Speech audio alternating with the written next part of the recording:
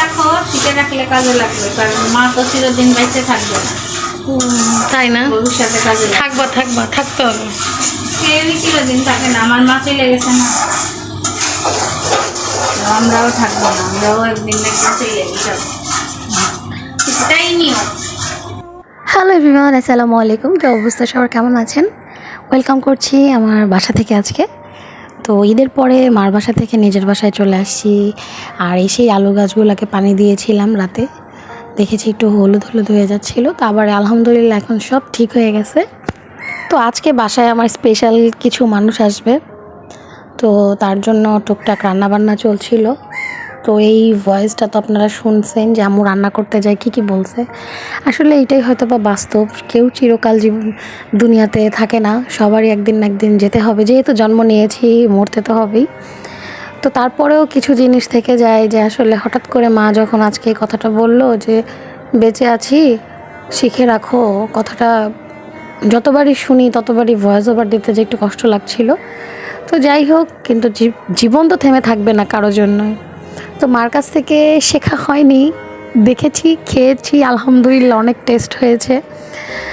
তো সেটাই just video করে আপনাদের সাথে একটু শেয়ার করা, কারণ আমার একটা ভালো লাগার জায়গা।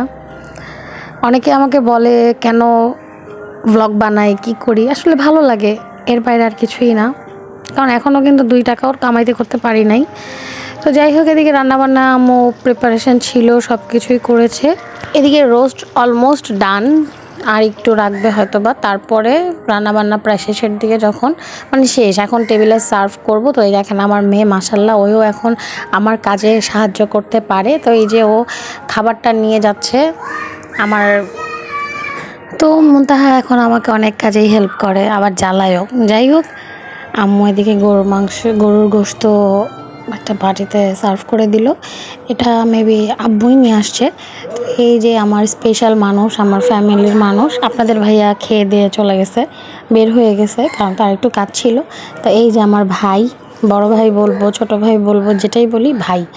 আর এই যে আমার একটা আম্মু মাশাল্লাহ, আর ওই যে আমার মা, এই যে আমার বড় মা, ওই যে আমার বাবা। তো এরাই হচ্ছে আমার স্পেশাল পার্সন সব। তো এখানে জামাই আদর চলছে। এখন সব আদর একা একা খাচ্ছে, কিছু বললাম না, থাক, ওটা কোনো ব্যাপারই না। তো যাই হোক, এদিক দিয়ে আলহামদুলিল্লাহ আমরা সবাই একটা সুন্দর সময় কাটালাম।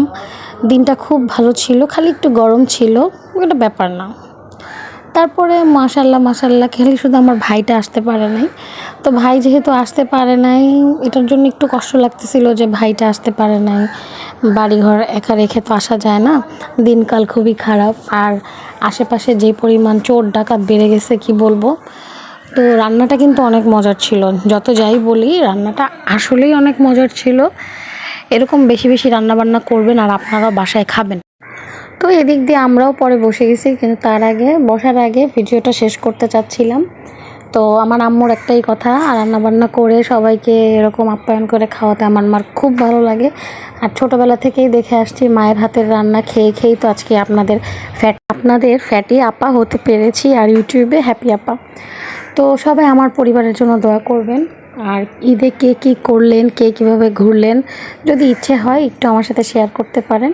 একটা কথাই বলি, আপনাদের এক একটা কমেন্ট পড়তে আমার খুব ভালো লাগে। তো আজকে এই পর্যন্তই, ভালো থাকবেন, সুস্থ থাকবেন, আর নতুন হলে সাবস্ক্রাইব করে দেবেন। আল্লাহ হাফেজ।